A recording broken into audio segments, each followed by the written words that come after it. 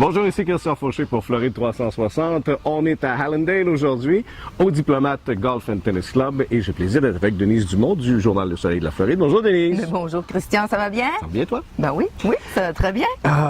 On peut pas parler d'actualité sans parler de Donald Trump lorsqu'on est en Floride. Ça va ensemble. Ça va ensemble. Et ça commence à faire l'affaire aussi du côté de Palm Beach. Les gens sont un petit peu tannés. Oui, ils sont pas mal irrités maintenant. Alors, M. Trump n'est jamais venu à son fameux hôtel au Mar-a-Lago autant que depuis qu'il est président. Alors, tous les week-ends, il s'en vient avec Air Force One, avec toute sa belle troupe de ministres et de présidents qui viennent d'un peu partout. On ne sait quoi. Il y a le président de la Chine là, qui s'en vient. Eh mon Dieu. Et puis, en plus de ça, bien évidemment, c'est la Maison-Blanche qui paye la facture, mais pas toute la facture, parce que ça coûte cher aussi au comté de Palm Beach. Et c'est là que les gens commencent à être irrités. Ça coûte environ 60 000 $ par jour en temps supplémentaire pour la sécurité. Et puis là, ben, ça s'accumule rapidement, 3 jours par semaine. Il n'y a pas seulement que l'argent, parce que je sais que on ferme des rues, également, c'est qu'on appelle un no-fly zone, donc l'aéroport qui est tout près n'est pas utilisé pendant la fin de semaine. C'est ça. Alors, il y a des petites compagnies qui commencent à souffrir. Donc, un monsieur, lui, possède une compagnie d'aviation, il fait faire des tours. Alors, lui, il peut pas sortir. Ouais, il paraît qu'il joue beaucoup au golf la fin de semaine, lui, de ce temps-ci. Oui, puis il n'est pas content non plus. J'espère qu'il y a un escompte. Et puis en plus de ça, c'est tout nouveau. Ce matin, je lisais que la ville de West Palm Beach a été le sujet d'une cyberattaque. OK. Oui, alors c'est ça, avec M. Trump arrivent toutes les Donc, on essaie de connaître les secrets de West Palm Beach pour voir si on peut savoir quelque chose sur Donald Trump. C'est ça. Alors, quelqu'un disait, faites attention, si vous avez des maisons à West Palm Beach, organisez-vous pour savoir quand M. Trump est en ville, sinon vous pouvez être mal pris dans vos rendez-vous du week-end. Okay, donc, on va surveiller ça si M. Trump va continuer à venir aussi souvent. Malgré que l'été s'en vient, donc peut-être qu'il va rester du côté de Washington ou peut-être à New York. Oui, c'est ça. Peut-être qu'il vient parce que c'était l'hiver. C'est ça. Peut-être qu'il vient parce que le gouvernement a tant d'argent à dépenser. Du côté du Woodmont à Tamarack, on sait que c'était un terrain de golf, il a fermé et là, on va construire. Oui, c'est ça. Alors, il y a quand même des trous qui sont ouverts, des trous de golf qui sont ouverts, mais c'est officiel. Ils ont eu le OK de la ville pour commencer à construire. Alors, je pense que le nombre de maisons est réduit.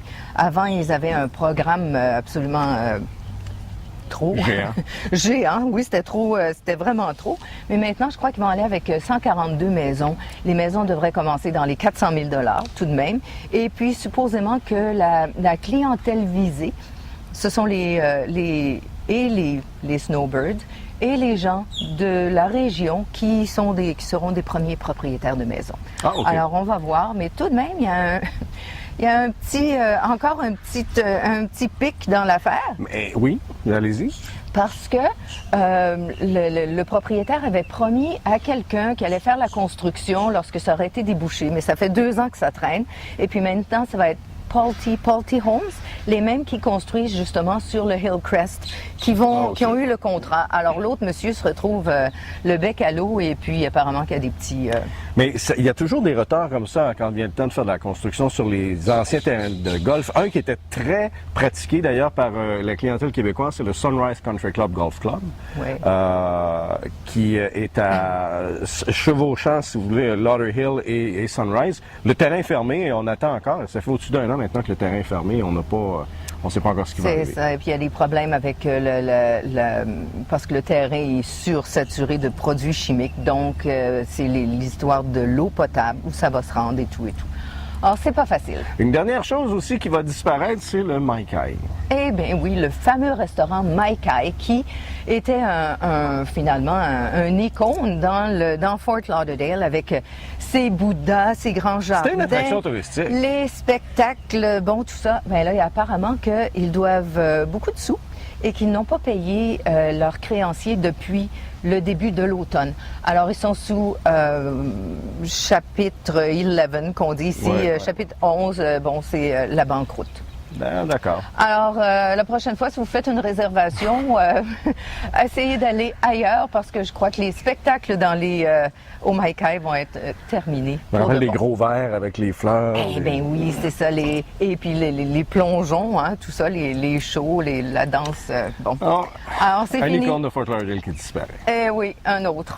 Merci beaucoup, Denise. On vous lit dans le soleil de la Floride. Ben oui, certainement. Alors, toujours pour plus amples informations, lesoleildelafloride.com ou suivez-nous sur Facebook. Effectivement. Merci.